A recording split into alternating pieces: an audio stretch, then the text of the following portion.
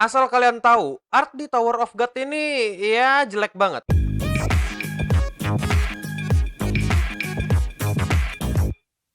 Halo Indogamers, para Wibu Denial, selamat datang lagi bersama gue host yang paling kalian cintai, Admin Yami. Dan selamat datang di acara Wibu Lokal. Acara akan membahas anime, manga, dan jepangan lainnya. Jadi hari ini kita akan membahas anime Tower of God atau Kami no Tou. Kalian perlu tahu, kalau ini adalah anime yang diadaptasi dari webtoon yang bekerja sama dengan Crunchyroll sebagai pemilik dana. Buat kalian pembaca webtoon, pasti nggak asing dengan judul Tower of God ini. Karena pada zamannya, series ini adalah series yang gede dan sekarang diadaptasi jadi anime oleh studio Telecom Animation. Ya, aku sebenarnya lumayan suka dengan cerita di anime ini, tapi ada yang kurang dari adaptasi ini. Kalian yang punya mata bagus pasti sadar apa yang kumaksud jelek itu. Sebelum kita bahas apa yang kurang dari anime ini, mari kita bahas pelan-pelan dulu. Jadi, anime ini bercerita tentang seorang anak bernama Yoru yang terobsesi dengan seorang cewek bernama Rachel. Tentu saja, Yoru ini mau berusaha mengejar Rachel yang pergi duluan dan meninggalkan dia masuk menara. Yoru pun berusaha masuk menara dan mengejar Rachel yang meninggalkan dia. Yoru bisa terobsesi dengan Rachel karena Rachel adalah satu-satunya teman bagi Yoru yang sejak kecil tinggal di bawah tanah sendirian. Dan bagi Yoru, Rachel adalah malaikat penyelamat yang muncul bersama cahaya dari atas. Nah, sekarang kita bahas pelan-pelan dari awal nih, apa yang jelek dari anime ini. Pertama kita bahas ceritanya dulu. Untuk cerita di anime ini, aku bisa bilang bagus. Soalnya aku ngerasa anime yang Manjat Tower ini cukup menarik, dan aku ngerasa kalau nggak pernah nonton anime dengan konsep yang kayak gini, yang dimana seorang cowok ingin mengejar cewek dengan cara mendaki menara.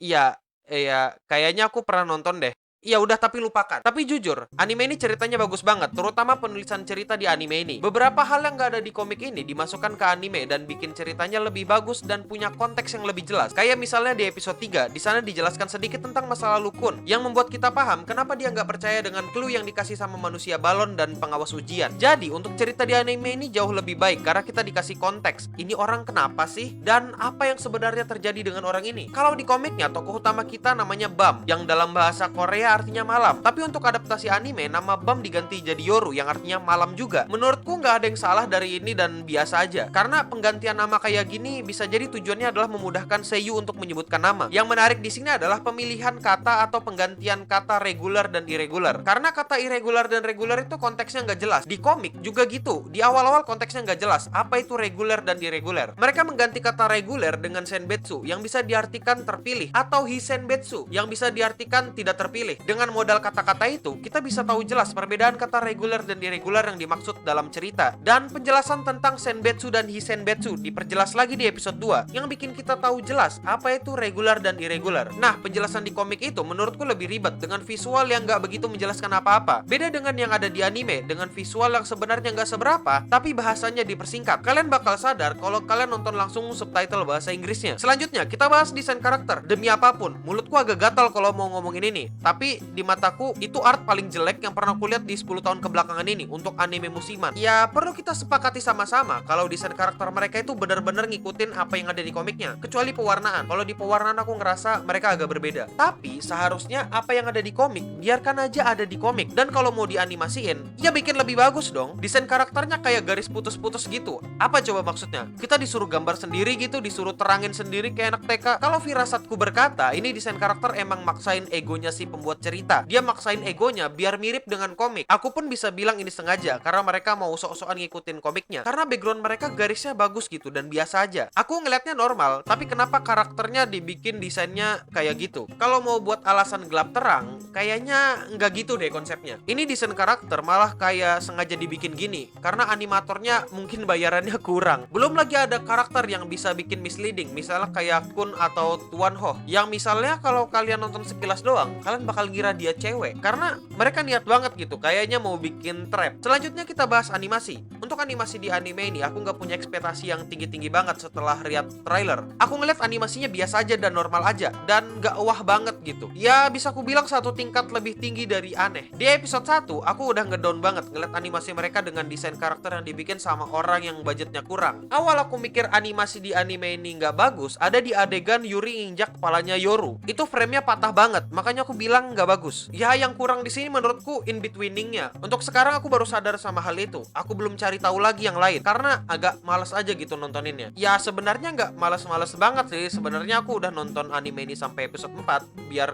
kerasa gitu progresnya. Kesimpulannya adalah anime ini adalah anime yang diadaptasi dengan bagus dari segi cerita dan pemilihan potongan episode. Tapi kurang di animasi dan desain karakternya doang. Jangan salah sangka, ini anime bagus. Kalau kalian mau nonton silahkan aja. Tapi kalau mau nonton, pastikan resolusinya yang paling gede biar kalian matanya nggak rusak. Aku sendiri ngerasa animasi di sini kelihatan masih kasar banget, kayak nggak siap tayang tapi udah kena deadline. Kalian bandingkan aja animasi di opening sama di dalam animenya, di dalam ceritanya. Pasti kerasa beda. Dan ya mungkin kalian tahu apa yang ku maksud. Ya tapi overall aku masih menikmati cerita di anime ini dan berikan feedback karena ini anime pertama, animasi pertama yang diadaptasi sama Crunchyroll. Yang biasanya cuma nyiarin anime-anime orang dan sekarang malah bikin anime. Apakah layak untuk dilanjutkan? Apakah ini akan menjadi era baru buat Crunchyroll atau era baru buat anime karena mereka berkolaborasi dengan Korea misalnya? Ya udah mungkin itu aja dulu. Jangan lupa like ini video, komen ini video dan subscribe Clean Sound Studio dan Clean Sound Live karena kami akan live di sana. Jangan lupa juga follow Instagramku di @admin_yami karena aku akan membagikan apapun yang bisa aku bagikan di sana. Ya udah, mungkin itu aja dulu.